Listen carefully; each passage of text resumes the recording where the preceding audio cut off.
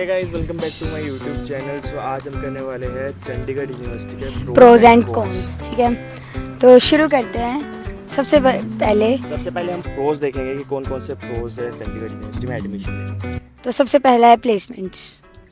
सो placement भाई pros इसलिए है क्योंकि चंडीगढ़ यूनिवर्सिटी काफ़ी सारी कंपनीज और अपॉर्चुनिटीज़ प्रोवाइड कराता है अकॉर्डिंग टू मी। मुस्कान, तेरे अकॉर्डिंग? मेरे अकॉर्डिंग भी यही है गाइस, काफ़ी सारी अपॉर्चुनिटीज़ है प्लेसमेंट्स की। और लाइक डीसीपीडी की क्लासेस होती हैं जिसमें आपको स्पेशली कम्युनिकेशन एप्टीट्यूड जो कि प्लेसमेंट के लिए रिक्वायरमेंट क्राइटेरिया होते हैं उस सब की आपको प्रिपरेशन करवाई जाती है। तो ये तो सबसे बड़ा प्रो हो गया। छोटी से लेके बड़ी मीडियम लेवल की कंपनीज और बड़ी से बड़ी मल्टीनेशनल कंपनीज भी यहाँ पे प्लेसमेंट के लिए आती है। ठीक है, और अब हम चलते हैं सेकंड प्रोज की। सेकंड प्रो वो है बिग कैंपस लाइफ है, अच्छा एक्सपोजर है। मतलब एक्सपोजर अच्छा है, बड़ा कैंपस है, मतलब चितकारा यूनिवर्सिटी से बड़ा है आई थिंक। हाँ, चितकारा से बड़ा है। चितकारा से बड़ा है और अदर जो सीजीसी है उनसे ही बड़ा है और काफ़ी सारे इवेंट्स होते हैं यहाँ पे। कोई ना कोई सेलिब्रिटी मतलब आया ही रहता है। और लाइक इवेंट्स ऐसे यूनिवर्सिटी लेवल पे भी होते हैं और अलग अलग डिपार्टमेंटल लेवल पे भी होते हैं। जैसे कि अभी हम एमबीए के स्टूडेंट्स हैं तो हमारे एमबीए की अलग से फ्रेशर पार्टी होती है, अलग से बिजनेस कार्निवल्स होते हैं। ऐसे ही अगर कोई बीटेक का स्टूडेंट हो उनके अलग से टेक फेस्ट वगैरह, हैकाथॉन्स वगैरह जो भी उनका करिकुलम में होता है। अलग अलग ब्लॉक्स के हिसाब से भी होते हैं और कॉमन भी होता है, बड़े बड़े फ्यू फेस्ट वगैरह होता है। तो बढ़िया कैंपस है। अब तीसरी बात करते हैं, थर्ड प्रो की बात करें तो इंफ्रास्ट्रक्चर। तो मेरे को तो बेस्ट लगता है अगर प्राइवेट यूनिवर्सिटीज़ की बात करते हैं ना, तो क्लासेस वगैरह काफ़ी अच्छी बनी हुई हैं। स्पेशली एमबीए डिपार्टमेंट वाली साइड अगर आप जाओगे ना, एमबीए भी और बीटेक की भी सेकंड ईयर की क्लासेस जो एआई स्पेशलाइजेशन वगैरह है वो सारे साउथ कैंपस वाली साइड लगते हैं। तो उनकी क्लासेस क्या है, काफ़ी अच्छी बनी हुई हैं। और लाइक सारा कॉलेज में कैंपस एसी है। हाँ, एयर कंडीशनड है और सुंदर सुंदर कैंपस है। लाइब्रेरी D6 की लाइब्रेरी गाइस देखने वाले ऐसे लगा बाहर की दुनिया में आ रहे हो किसी। लाइब्रेरी है वहाँ, तो मन करता है सो जाओ बस पढ़ने। हाँ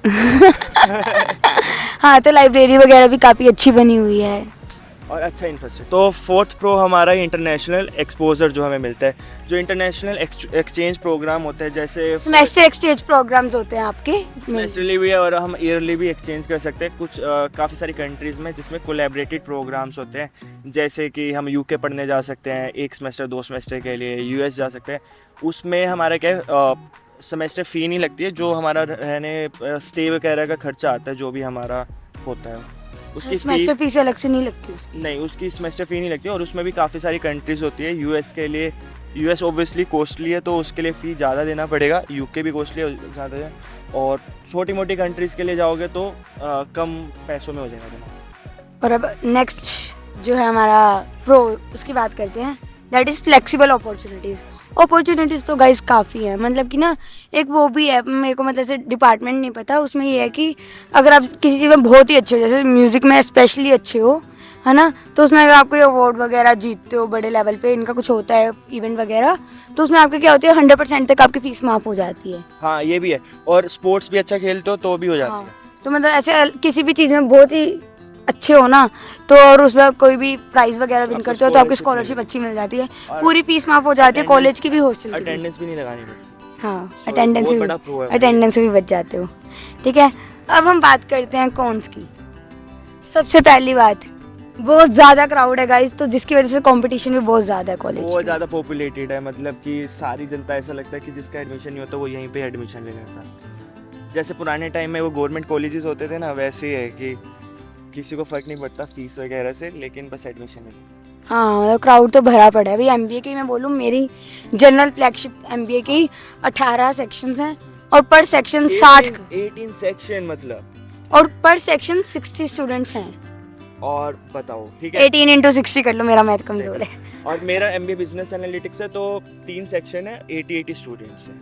और ऐसे कि काफ़ी सारी स्पेशलाइजेशन है जिनके अलग अलग सेक्शंस है और बहुत ज़्यादा क्राउड है। अब हम नेक्स्ट बात करते हैं टीचिंग एक्सपीरियंस। गाइस देखो, कुछ फैकल्टीज तो होती हैं कि बहुत ही अच्छी होती हैं, जैसे हमारी डीसीपीडी की फैकल्टी बोलो, कम्युनिकेशन वगैरह जो टीच करते हैं वो तो बहुत अच्छे हैं, वो ट्रेन टीचर है बिल्कुल।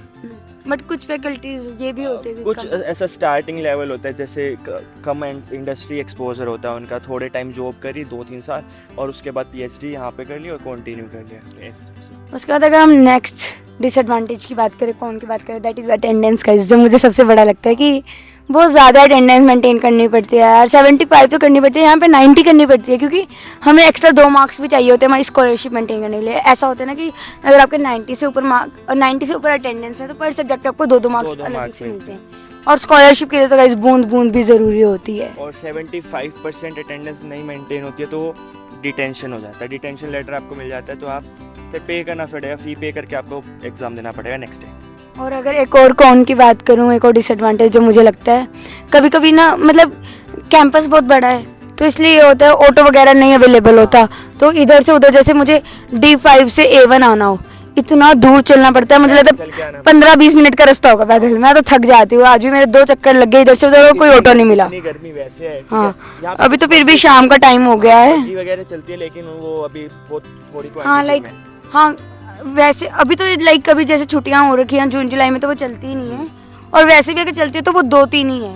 उसमें क्या होता है कि 10 रुपये लगता है, कैंपस में कहीं भी जा सकते हो, जो कि बहुत अच्छा ऑप्शन है, अच्छी चीज़ है, लेकिन उसका बढ़ाना चाहिए था। हाँ वो कम है। और एक और बात, अगर मैं एक और डिसएडवांटेज की बात करूँ, वो ये है कि वेटिंग टाइम बहुत ज़्यादा है।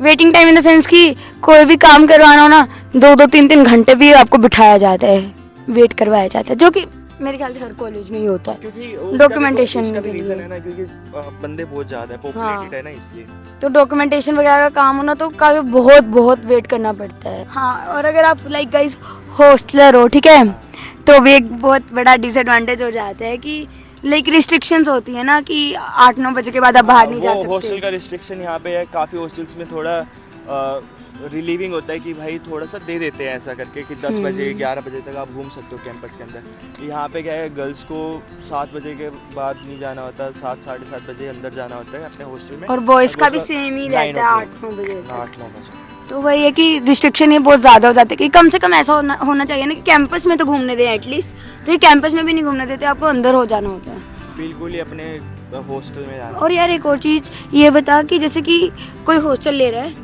तो उसने लाइक 6 महीने बाद अगर कोई चेंज करना चाहे तो कर सकता है, मतलब कि बाहर, हाँ बाहर शिफ्ट होना चाहे 6 महीने हाँ, बाद तो वो कर सकते हैं, लेकिन उसका भी वो होता है, अपना डिसएडवांटेज होता है। जो भी फ़ी पे की होती है ना, वो उसके परसेंटेज के हिसाब से कटता है हमारा।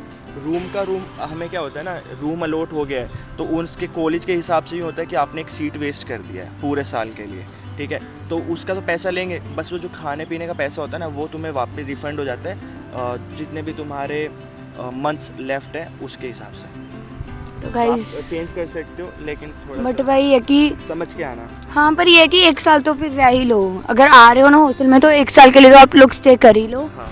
तो उसके अलावा गाइस अगर आपको CUCET कूपन कोड चाहिए तो आप मेरे को इंस्टा पे DM कर देना, ID मेंशन कर देंगे हम। हाँ और अगर आप लाइक गाइस हॉस्टलर हो, ठीक है, तो भी एक बहुत बड़ा डिसएडवांटेज हो जाता है कि लाइक रिस्ट्रिक्शंस होती है ना कि 8-9 बजे के बाद आप बाहर नहीं जा सकते। हॉस्टल का रिस्ट्रिक्शन यहाँ पे है, काफ़ी हॉस्टल्स में थोड़ा रिलीविंग होता है कि भाई थोड़ा सा दे देते हैं ऐसा करके कि 10 बजे 11 बजे तक आप घूम सकते हो कैंपस के अंदर। यहाँ पे क्या है, गर्ल्स को 7 बजे के बाद नहीं जाना होता, 7-7:30 बजे अंदर जाना होता है अपने हॉस्टल में। और बॉयज़ का भी सेम ही रहता है 8-9 बजे तक। 8-9 बजे। तो वही है कि रिस्ट्रिक्शन ये बहुत ज़्यादा हो जाते हैं कि कम से कम ऐसा होना चाहिए ना कि कैंपस में तो घूमने दें एटलीस्ट, तो ये कैंपस में भी नहीं घूमने देते, आपको अंदर हो जाना होता है।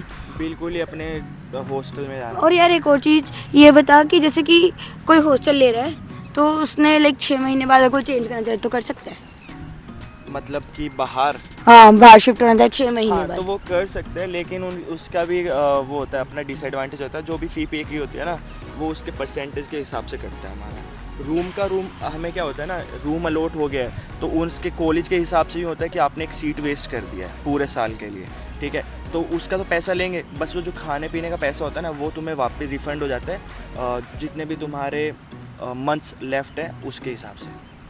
तो आप गाइस चेंज कर सकते हो, लेकिन थोड़ा बट सा वही है कि समझ के आना। हाँ पर ये है कि 1 साल तो फिर रह ही लो, अगर आ रहे हो ना हॉस्टल में तो 1 साल के लिए तो आप लोग स्टे कर ही लो। आई होप कि वीडियो अच्छी लगी होगी और हमने जितने भी सारे प्रोज है और कॉन्स है वो हमने कवर कर लिए होंगे। अगर और भी कुछ पेंडिंग रह गया है, कोई क्वायरी है, तो आप प्लीज़ कमेंट करके बता देना, मेरे में से या मुस्कान में से कोई ना कोई उसका रिप्लाई कर देगा, ठीक है। So thank you so much once again, thank you guys, bye bye guys, like Bye bye. Subscribe.